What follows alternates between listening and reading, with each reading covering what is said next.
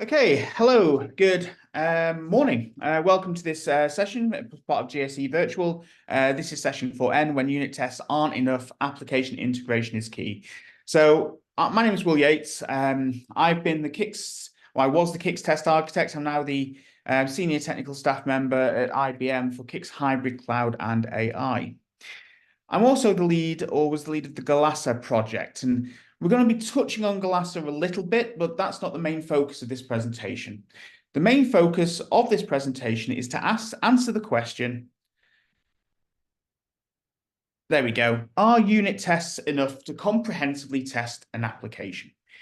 Can we live, or can we just unit test our code and then say we're done, we're good? I think in our hearts, we know that the answer is no, that you can't just use unit tests. You need something else. But why is that? Why aren't we doing that already? Why aren't we just using unit tests? Why aren't we complementing them with something else? And it's a model that I go back to quite a few times when I'm talking about tests, and it's the testing pyramid. And this is based on a model that was developed by Martin Fowler and Mike Cohn. And the purpose of the pyramid is to show that you do have these different layers of tests and that unit tests are at the bottom. But as you move up this pyramid, the number of tests that you have at that level decreases. And there are multiple reasons for that. At the base of the pyramid, we have unit tests which are completely isolated. They don't link to any other units of code or any other methods or components. They don't run on any middleware. They don't link to any real database or data warehouse. They're completely isolated from the rest of the world. And this means that they are incredibly quick and easy to run. So therefore, they are numerous. They can often be run as part of the continuous integration pipeline. They aren't linking to anything else. They're very simple, very easy to run. As we move up that stack, the amount of integration required for the test increases, be that we're now bolting multiple levels of code together, we're running whole programs rather than whole just paragraphs or units. We're now testing whole deployments of software, all the way from the front of the glass to the backend database. And that level of integration, as that level of integration increases, the tests become more complex. They now need environments to run in. They're more complex because we're now just not running a single thread of execution. We may be running parallel sets of threads. They're expensive, and therefore they're often less in number. Two main reasons for that. One could be that actually because they tend, especially in the mainframe world, to be automated, they just take longer to run. It requires real people sat at computers running or executing software and validating the responses.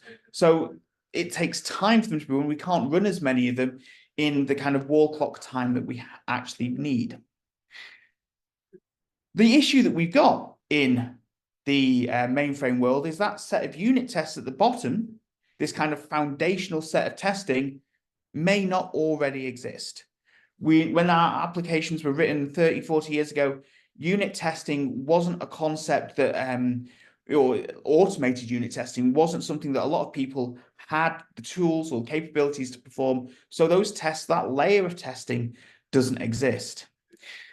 So everything above that, we may have those tests, they may be manual tests, but at least they exist, but they're lacking that foundation. So this leads to a problem where we know that we've got this set of tests that we should be basing our testing kind of strategy on, but it doesn't exist.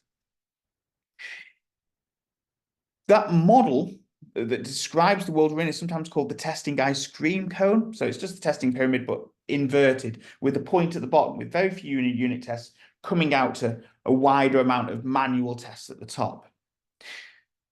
If you compare that to the cloud native world, when you have an application, there will be copious amounts of unit tests. The unit tests will have been added as the code was developed. Just yesterday, I was refactoring some Python code for a project I'm working on.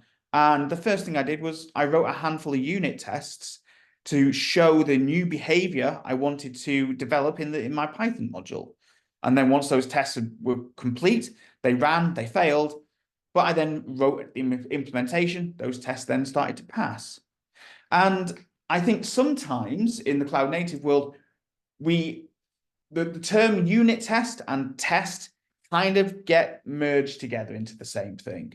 And people don't say, oh, all we need is unit testing, but we tend to spend more time thinking about unit tests than we do with higher levels of testing. And for some of those reasons are the same, but some of them are quite different. So why can't we just use unit tests? Why do we have to move on? Well, unit tests can't cover the configuration of the application stack because they're not running on that application stack. They're running on a stubbed environment. So there's no application stack for them to run against.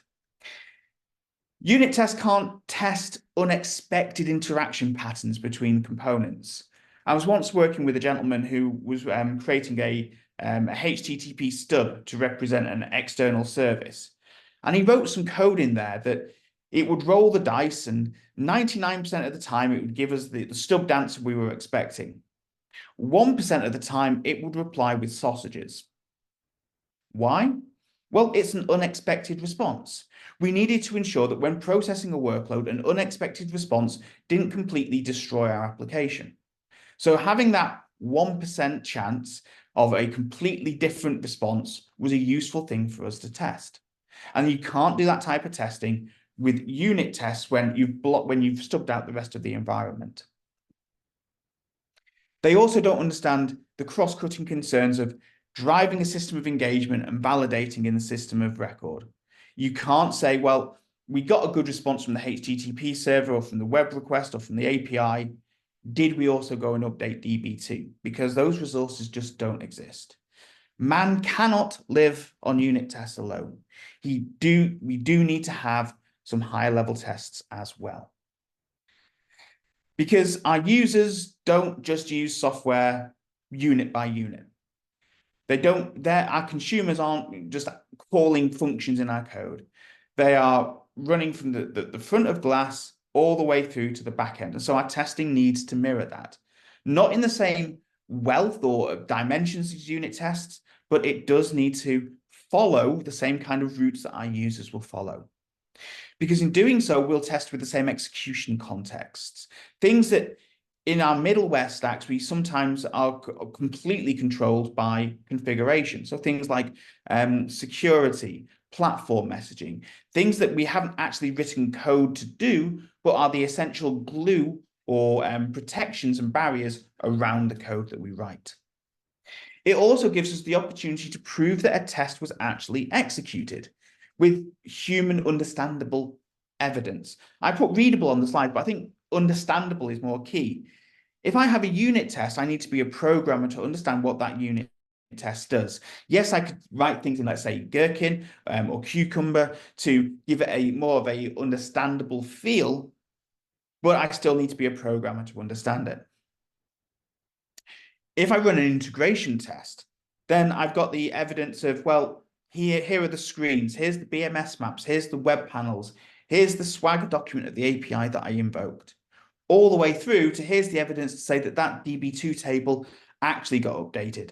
That file really was written to. And this is important because some of the defects that we find during integration testing will only be exposed. So some of the defects can only be exposed by application integration testing. And although these tests are going to be more expensive, more complex, this mirrors in the type of defects that they find. The types of defects you'll find during application integration testing will be more valuable and more complex than the ones you find at unit testing. But they're also likely to be the ones that are most impactful to our users. And there is an argument to say that for a lot of our mainframe customers, this has been their starting point. They didn't have the capability to do unit testing, so they had a level of manual integration testing that they executed. Now, there are concerns when you're doing that kind of testing manually that we'll talk about later, but this was often their starting point. So they started with this, but without that underlying basis of unit tests. So what are the challenges in particular of doing application integration testing? Well, I think this first problem is one that is growing or has been growing for, well, at least since I've worked within the Kix organization. When I started in Kix, our first release was Kix 3.1, and my first Kix release was 3.1, where we did web services. And we spoke a lot about the wonders of integrating your Kix application with the rest of the other computing enterprise. And now it's got, we've now moved on to using APIs, and we're still using messaging, or we still may have some SOA patterns. But we now call that kind of integration hybrid cloud. And as we've moved towards a hybrid cloud world, the requirements in order to be able to test an application or to integration test an application have grown beyond just the mainframe. I can now no longer just be a z/OS expert or a Kix middleware expert and be able to integration test my application, because my application, the bounds of it have grown from just being around the mainframe or just around Kix to now include other parts of the middleware stack, perhaps parts of the messaging stack, API stacks, and the UI fronts. So my test execution is going to go through a UI, through an API maybe, into some middleware and onto the mainframe. And so as a tester, I need to have skills across all of those different platforms, different interfaces, different technologies, so I can write a test that cuts through all of them. I can't just drive an API or a bit of a Selenium flow at the front end and then just hope I get a good answer back, and then that means everything else worked.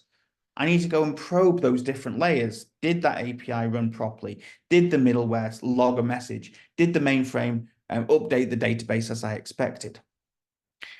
And to do this, I'm often going to need to do this testing on a real world environment. It's not like a unit test, it can't be stubbed.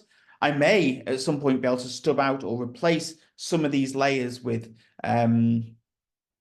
dummies or mirrors to kind of speed up some of the test development, but at some point it's going to have to go through them all. And so the skills I need to know aren't just mainframe based. I may need to know how to stand up a Docker container. I may need to know how to run Selenium. I may need to be able to run JMeter, as well as the skills I've got in the mainframe. The second challenge is around automating these tests at scale. When I start off on any kind of test journey, I'm going to start by writing one test.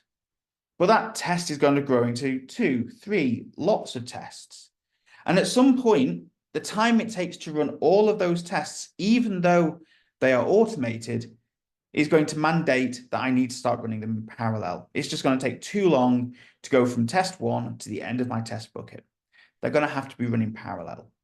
And this brings with it a whole set of new problems that I need to be concerned around. Is the test going to provision or use a pre-provisioned environment?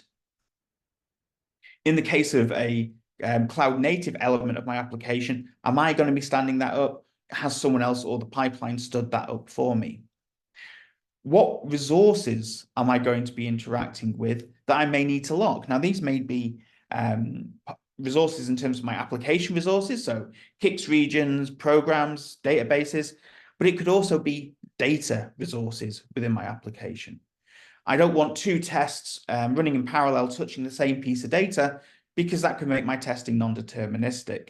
And I need to guard against that so I don't end up debugging tests that have these kind of issues in there. Also, do I need to constrain parallel test execution against the same platform?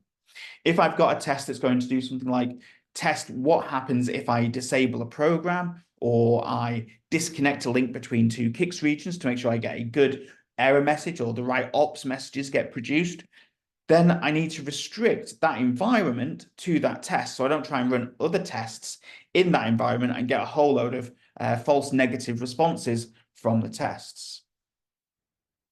So when I move away from unit tests into this area of automation and integration automation, it's not just the tests that are a problem.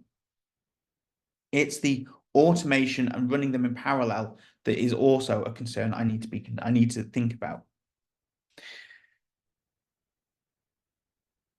Because we may not be using virtual environments, because part of our application may be sat on the mainframe and we may not have the capacity to be able to have an LPAR for each test that we want to run, then we may need to have a smaller set of test environments that each need their own setup, configuration, and teardown. So if I've got to set up an environment to run a test, then maybe I want to put many tests and run them all on that one environment if I can. Well, that may mean that I've got longer tests running in parallel. Is that going to cause a ramification on the environment? Can my test environment support all these parallel workloads that I'm going to be running as part of my testing? Because again, if I overload an environment, I could cause an element of resource locking. I could cause the CPUs to be tied up running one part of my test workload and not another part of my test workload, again, causing non-deterministic test resources. There's also the concern that what else is going on in that environment? And we had this issue in IBM for quite a while, where we ran all of our automation on the same set of images that developers used as their private or their test playpen. So we had automated tests running and we had developers working in the same environment. And if the developers were really burning the midnight oil, they were writing a whole load of code, putting in new compiles, testing things, that could cause or have a ramification on our automated tests. The tests would not be able to come up in time, so things would time out, and we would get test failures that were purely because we were sharing an environment.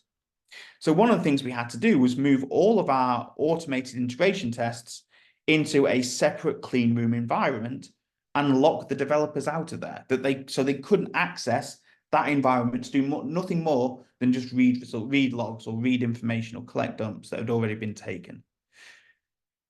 That helped us to achieve a higher pass rate for our tests because we were no longer being impacted by developers working in the same environment. So I've painted a fairly negative picture. I've said that unit tests, if we're on a greenfield site, unit tests are where we'd spend a lot of our time writing tests, but we still need the application integration tests. And I think I've hopefully explained why they're valuable. But it's also clear that we can't afford to run them manually. We need to automate them. This sounds like quite a complex problem. It sounds like a big piece of work. But let's just worry about the consequence if we don't do that type of testing.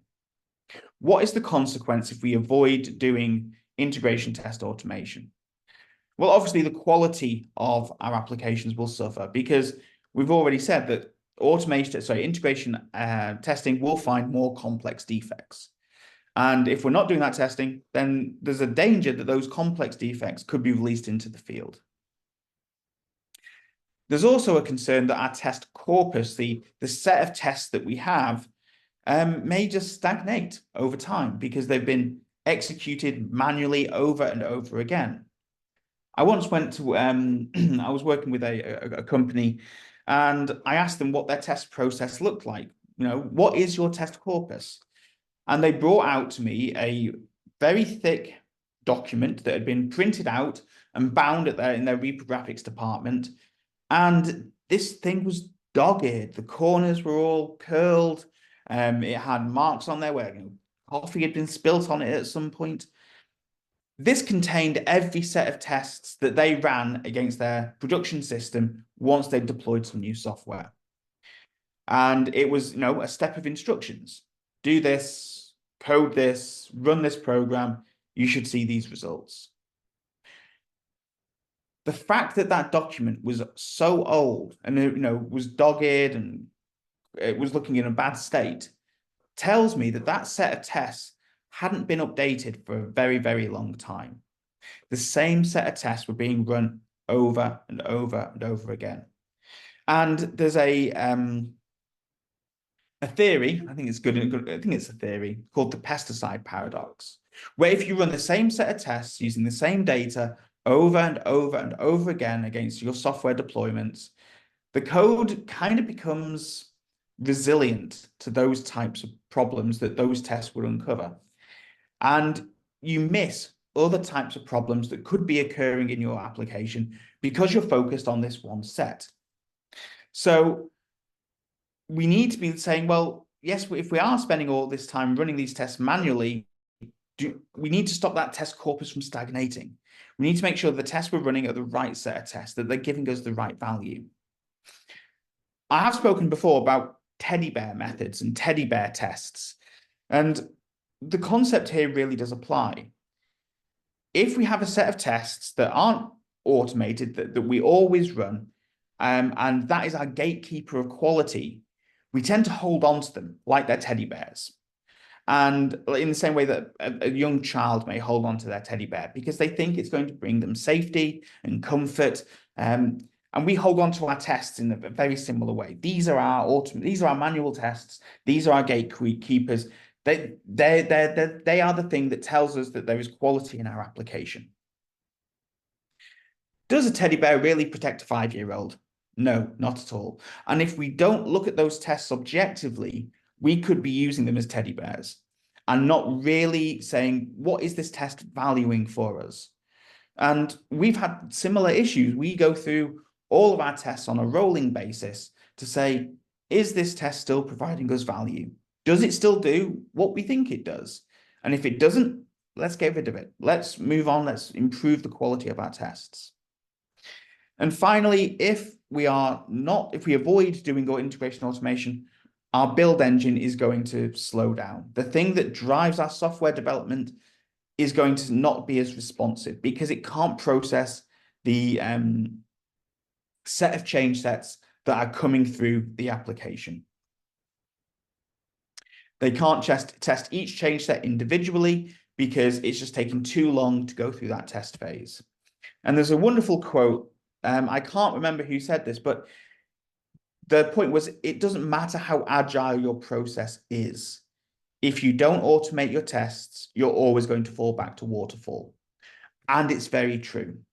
If I'm having to spend, 3 or 4 person days doing a set of manual tests at the end of my process, then I'm going to start batching up change sets. I'm going to say, well, I can't afford to do this for every change set, so I'll do it for every batch of 5.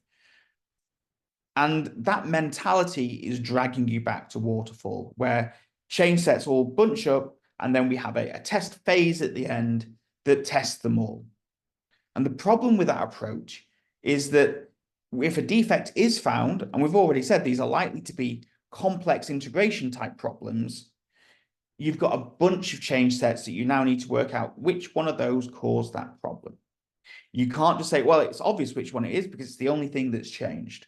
It could be one of a set of many, and you need to start working out, well, which one could it possibly be? So we've spoken about the need for application integration tests. We've spoken about how they, if they are going to be implemented, need to be automated. And we've spoken about the consequence of not doing so. But there's a whole set of problems there. We've explained how difficult doing a proper integration application test is going to be in a real enterprise application. So there's a piece of open source called Galassa. Galassa is very close to my heart. I was one of the first developers on the project. And I think this is a solution. This is a way to kind of move beyond unit tests, move beyond ZOS-focused tests, and do some real kind of integration testing. Now, what it is, it's an open source test framework that is very focused on ZOS. So I can do things like 3270 interactions, I can run batch jobs, I can interact with the ZOS file system. But I can integrate a test that's written for Galassa with not just those things, but with cloud type applications as well, and other types of test tools. So if I want to drive a Selenium script, I can. If I want to interact with a cloud native application and deploy it in Kubernetes or locally on Docker, I can do that. And because Galassa is handling all of those connection points, it's providing to your test a simple API to allow the tester to interact with all of those components. this means that I can write a test without having to be an expert in Docker or an expert on the mainframe. I can just understand my business application and have it just enough Java to be able to write a test. The Java that you write, you don't have to be an expert in writing EJBs and servlets. You just need to be able to understand basic functional Java. And that's enough to then be able to interact with the Glasser framework to do some of these quite complex things. It's a project that was initially open sourced and owned by IBM, and IBM still provides an awful lot of the contributions to the project. But early last year, we actually donated the entire project to the Open Mainframe project, and we brought in as part of their project, as part of the Linux Foundation. And this is really important to us because lowering the barrier of entry for mainframe automation testing is a vital aspect to keeping the mainframe a vibrant and a good place to run or to create new applications. So if we reduce that barrier of entry by giving you the tools, free a point of entry to learn how to write a test, how to automate a ZOS test, and then extend that test to other parts of the application enterprise, that is a valuable thing for the mainframe community. So by donating it to the Open Mainframe project ensures its longevity, ensures that it will always have a home and a place, and it's not just being controlled by a single vendor. So the types of problems that Glasser can solve is really summed up by this kind of picture. I've got a database sat on ZOS. I've got a Kix application that's exposing maybe some APIs or some sort of CTG call or whatever to a cloud native application that's running in a on or off premise cloud. And that in turn is exposing a web UI to a web browser. Now, if I want to test that, if I want to do an integration test of that, then I need to test all of those individual bits. I need to maybe drive the APIs that the cloud native application is providing. I need to interact with the web browser, maybe drive some HTML screens that it's producing. My Kix application may also have some 3270 screens, which I'm perhaps not making changes to, but could be useful as part of my test to validate that some action exists. And then finally, my database. And as we said before, testing this type of application requires a whole set of skills. If I look at this application and look at all the different moving pieces, then I'm, got Docker or Kubernetes or OpenShift. Where am I hosting my cloud native application? Is that being provided for me, or does my test need to trigger something to go do that? How am I going to drive my web browser? What tools can I use? Well, I've got Selenium. That's one tool. There could be others. If I want to drive APIs on my cloud native application, then JMeet is a tool that I could do that. But I also need to interact with maybe 3270, so I can interact with those Kix BMS maps to validate something's happened in my database. So in my Kix application, I may need to run some batch jobs. I may need to interact with the state of that Kix application. Building each of these pieces piecemeal is fairly straightforward. Anyone can take Selenium, they can record the session with a web browser, and they can replay it. That's a very easy thing to do. But if I want to combine all of those together and run them within the same test context, gathering all of those human understandable logs and proof that this test ran, understanding or passing data between them, then I need the framework to provide that element of connectivity. And that's the work that Glasser does. We've already had some sessions as part of GSE UK Virtual about Glasser, and I'm not going to repeat what those guys have said because they did an awesome job. They probably did it better than I could do it. But we had one about how to test the mainframe without knowing the mainframe by Eamon. Now, testing the mainframe without knowing the mainframe, that's quite a cool idea. How can I actually interact with my ZOS application without knowing exactly how it works or exactly how I need to interact with it? And he went through how Glasser can help you to go from not knowing how to run a piece of JCL from off platform onto one platform and getting you to do some of those types of things.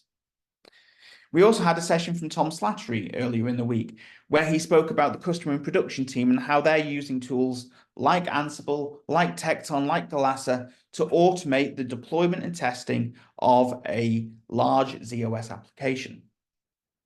And the takeaways from this is that automation of a z/OS test need not be difficult. It need not require complete specialists that are just focused on the mainframe. And it may not require an expensive license.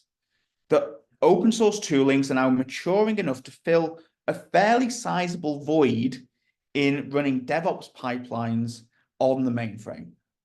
And that there is nothing to stop you from starting on this journey today. The tools that we've got in both Galassa and some of the other tools we've been speaking about allow you to just start working on your laptop. You don't need access to the mainframe. We're even supplying Galassa a test application that you could write some tests against that looks and feels a little bit like a mainframe.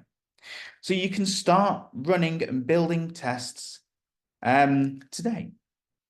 And if you follow some of the work that these other sessions covered, then you'll kind of end up in this world where you may have run or written a single integration test. A lot of the demos that those guys showed were single one-shot tests. Just, I'm going to run a test. But as we spoke about, well, how do I go from having a single integration test that may be, drives an API and then checks that the Kix application got updated to now start running those multiple tests in parallel? How do we handle those concerns that we spoke about earlier, where we've got resource locking? We need to manage multiple environments where we're running the test. We may need to select which environment to run this test on. So we're going to walk through the stages that you need to be aware of, or how you might mature your use of a tool like this. And I'm not just saying this only applies to Galassa. This applies to any kind of integration testing. How do I go from having a single set of tests and making more and more use or getting more and more value from them? So our story is always going to start with the developer, because the test needs to be written in the first place. And so we're going to need a developer and engineer to write that test. So they need an environment or an experience where they can run and build tests using their choice of IDE, be that VS Code, be that Eclipse, and build all of their configuration locally on their laptop. And then when they're ready to run the tests, they can invoke the test through a CLI or some sort of basic tooling to say, go and run me this test, and then bring me back the results. And that test can run locally on their machine and reach out to either a personal sandbox or a provisioned environment. Now, if that test fails, obviously they can look at the logs and they can look at the artifacts that that test produced as it ran. But also if they need to use some sort of debug facility, then that debug facility is right there on their laptop within their IDE, and they can debug the test. So the developer has run a test or has created a test. Now, for some of the initial users of Galassa, that's as far as they went. One of our initial users of Galassa was actually writing tests, not for an application, but for their infrastructure. So they wanted to write a test that logged on to Kix and checked that JVM servers were enabled, checked that certain programs were enabled and ready to go. And so they wrote a set of Galassa tests to cover that type of configuration or those types of problems, but they never ran it any further than just on their workstation. It was a simple piece of automation. So when they did an update or they applied maintenance, they could run a set of tests locally and go, yep, everything seems to be good. They never progressed past that point, and that's fine. There's a place for just having small little tests that you run locally and that you own. But at some point, you may want to say, well, it'd be useful if our pipeline or the beginnings of our pipeline could start to execute some of these tests. And we've only got a small number of tests at the moment, so we can run them sequentially. It may take a little longer, but we're not being bottlenecked by that time. So I could choose my pipeline again, pipeline of choice, be that Jenkins. If you're using Jenkins, please stop. Tekton, you could be using GitHub Actions, whatever it may be. But you have a starting of a pipeline in place. And you could use the same CLI tooling that the developer used to run those tests in, say, sequentially as part of a CI or CD pipeline. Now, if you do this, you're going to start hitting some of those resource locking problems. You're going to start hitting those issues of, well, what happens if I've got multiple executions of this pipeline running in parallel to test or to drive different change sets that have been delivered to my sorry, excuse me. You're going to have to be concerned of multiple invocations of the same pipeline being driven to validate different change sets that have been delivered to your GitHub or VS Code repositories. So although this pipeline this pipeline step is a nice extension from the developer's use case, as your tests grow and the value of these tests grow, you're going to start wanting to use them more. You're going to have more tests. And so you're going to have to now start to be concerned, well, I am going to have to start running these in parallel. And I do need to be concerned about which environments I'm running them against and how many tests can run in each environment. So this is where you're migrating from just running tests locally in a pipeline to really needing to provide some level of test as a service capability. So what do I mean by test as a service? So testing as a service is basically providing a service or an API endpoint to say, I've got tests and I can execute them on your behalf and just let you know when the results are ready. So this takes the onus off the pipeline from running them locally to running them separately in a different scalable configuration. And this is where things like protection of shared resources, resource cleanup can be a useful thing to have. Because when I'm starting to run my tests as a service, I need to be aware of, well, which systems am I running my test against? How many tests can I really run against each of those systems? How many systems do I have available? What resources do I need to lock on that environment for this one test to run to make sure no other test uses it? And so you need to have that kind of overarching protection across all of those tests to provide that set of capability. And that's what the Golasa ecosystem testing as a service really provides. It provides a cloud native structure with an endpoint that you can say, well, I've got this set of tests, I'd like to go and run them, please. And it will go away, it will run the test, it will provide all of that protection around the resources and the environments that you're testing against. And it will then say, yep, all the tests have run, here's your test report. Now, this is a key difference, perhaps, between different approaches of doing integration automation testing, especially when you've got shared systems like z/OS. Being able to run your tests in parallel is vital. That's going to be and if you can only do it sequentially, that's going to be a bottleneck eventually. If you can run them in parallel and provide that set of safety net around those tests, then that's the most ideal world. And the Golasa framework, the open source framework, provides all of these different kind of use cases through the same CLI. So I can use the CLI as a developer, I can use it within the pipeline, and I can also use it to invoke tests within the Golasa ecosystem. So what does that ecosystem look like? So it's basically a hosted environment set as a set of containers that allows you to either from an IDE or from a pipeline to go and submit a set of tests. And within that hosted environment, a new container will be launched that is isolating your test from all the other tests that are running around it. It will then interact with z/OS. It will call out to the correct z/OS LPAR, and it can control which tests are going to which LPAR.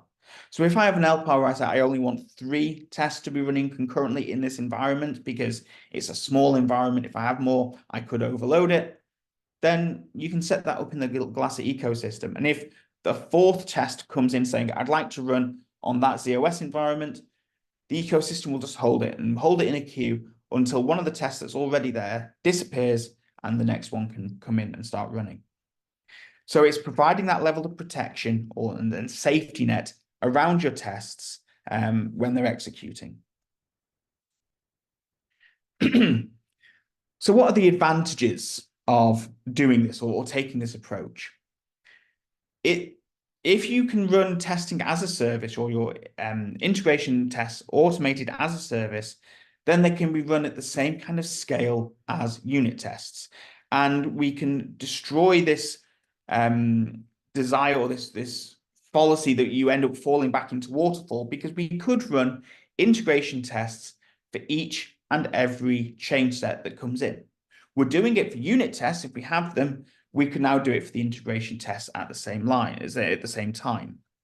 And it really starts to show this split in your CI/CD pipeline. For quite a while, we've been talking about pipelines as CI/CD. It's become amalgamated into the one entity. But really, these could be split into two things, into continuous integration and continuous deployment. Continuous integration, I'm taking a change set from a branch and I'm running just enough tests to prove that it's not going to break the build. It's not got anything majorly wrong with it. It seems okay. And that's my continuous integration. That can be handled by a set of automated unit tests. So I've got a set of code, I've got a code repository, which is up to date, and all my code is being added into there. But as those changes are being merged, I can then have another stage where I'm taking that change set and I'm now building it, I'm deploying it into a real environment, and I'm automating or running a set of automated integration tests against that deployment. So I've got both continuous integration and continuous deployment. And these pipelines, although they are obviously linked and one is driving the other, there's a separation between the two. There's an air gap. And this allows me to then say, okay, I'm continuously building and deploying code changes as they flow through my pipeline, and I'm not having to do some manual testing at the end. I haven't got a reliance on that manual test, and I'm also not grouping change sets together before I start that manual test. And no one likes it when I say, well, it allows us to get to faster time to defect. Because for some reason we think defects are a bad thing, and they're not. Defects are an opportunity to improve the quality of your product. And this gives us a faster time to those opportunities because we're running tests as soon as we can after code has been submitted, contributed, and then deployed. So how do I go about doing this? Where do I start? Obviously, we've got the tooling, we've spoken about the capabilities of Glasser, and we've spoken about a set of problems, but how do we start tackling this problem? If I've got this application on the right, which we showed earlier, where I've got my database, I've got my Kix application, I've got a cloud native application, I've got my web browser, where do we start? Do we start at the application? Do we start at the database, or somewhere in the middle? And my advice is you've probably got a set of manual tests written out, maybe printed out in a book somewhere, or someone knows the set of tests that they're going to run, or there's an Excel spreadsheet somewhere. I would put money, I think, that within those, you'll have a set of tests that are always run first, a set of BVTs or basic verification tests. Did the system come up? Can I just log on to the application? Can I just go and poke the Kix application and see if it's there? Find that initial first BVT. We'll call it BVT1 and automate it. Write the code using Glass as a choice, but using whatever test framework you want, automate it. And prove that you're getting from that automation what you think you might need. Is the logging good enough? Are the test artifacts good enough? Can I see and prove that this test did what I think it was going to go and do? And once you're satisfied with that, you can now run it locally and you can run it sequentially. So if you're testing an application or your testers are about to start testing a new deployment of the application, instead of running that test manually, now they just run a CLI command and it goes away, it runs the test and it says, yes, everything's good. And maybe they continue with the next step of manual testing. But you can then build on BVT1, find out what BVT2, BVT3, all the way through to however many BVTs there are, and then start to run them sequentially in a pipeline.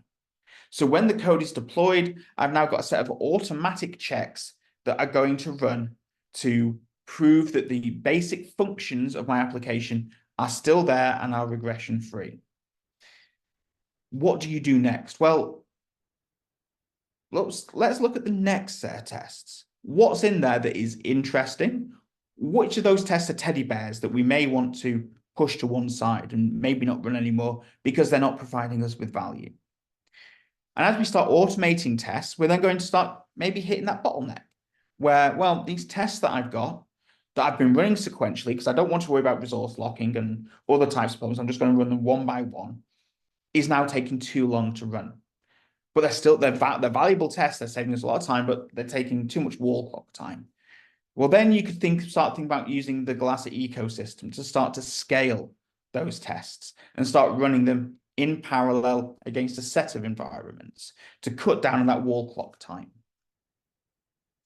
So this is always kind of my advice: is you start with one, you understand what that one is, you automate it, you run it locally, and then you start introducing it into the pipeline. And then when you've got a set of things in the pipeline and you're starting to get compacted on the amount of time it takes to run that pipeline, then you can upgrade and start using the ecosystem to run them in parallel. Oh, is that a security notification? How helpful. The benefit of doing this in Galasa is you never need to change any of your source code. The CLI application that you'll be using to build your test as a developer and run it locally or in a pipeline is the same CLI you'll be using to invoke them in the ecosystem. So there isn't well, you got this far, you now have to rewrite all your tests. As you grow, as your testing complexity grows, Galasa can grow with you. And part of the reason it can grow with you is down to its open source roots. Open source is massively important for Galasa. Unit testing as a format or as an action is often focused on a single language or an element of the middleware, and it can have control by a single vendor or operator that controls your capabilities to do that unit testing. As we've spoken about, integration testing is going to cut across many different vendors, many different pieces of technology, and different kind of technology philosophies, from mainframe to the cloud. So a good integration test could not be holistically supplied by a single vendor, because there's no way they can control all of those different moving pieces. By open sourcing the core kind of underlying architecture of Galasa, it means that a new manager could be developed by any vendor and could be contributed back to the project. A user can write their own managers to extend Galasa to maybe reduce boilerplate code or do certain application-specific checks just for their one application. So by opening up Galasa to the community, to the mainframe community, we're basically saying, if you are producing something for the mainframe, which has specific value in helping people to understand the state of their application or help them to build their application, then adding it into Galasa improves the capability for those applications to be tested in an automated way, and that's good for the whole platform. And lowering that barrier of entry, allowing people to get started with a framework, with a set of tools, allows people to start considering automating some of these tests that have for a long time been manual or too difficult to automate. So just to summarize, we'll go back to that model from where we started. We know that the test at the bottom, that foundation of unit tests, might not exist today. And everything above that, these more complex, more integrated, harder to run tests, do probably exist, but they're manual. And that's where we kind of start from. But automating that top half of the pyramid, that top half of the triangle, is a valuable step forward, because those tests are valuable. Assuming they're not teddy bears, they are valuable tests. And we know that they are providing value for the company. So automating them is a good step forward, a good first step. And it allows us to then thinking about, well, how do we increase the number of unit tests? How do we start to build out that foundation of unit tests for new code or changed code, as we're adding new change sets, we could be writing a set of unit tests for it as well. But we can still rely on those automated integration tests as we do so. Now, automating these tests at the top isn't going to be a straightforward decision. It's not something you're going to be able to do overnight, but start small, write one test, get value from that test, and then grow. And Golasa can help you to automate these integration tests, run them at scale, or as a service across your entire enterprise. So I'm going to pause there. I've got 9 minutes left, and would be happy to take any questions if there are any from the audience. There haven't been so far.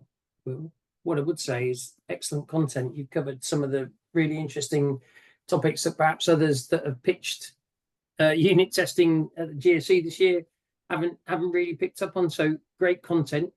While you've paused, are there any questions that anyone wants to ask? If you do, we can either unmute you or you can ask away in the chat. But I don't know, Will, if you want to move towards your wind up to the session, then people can perhaps type their questions if they have any between now and then. Sure. So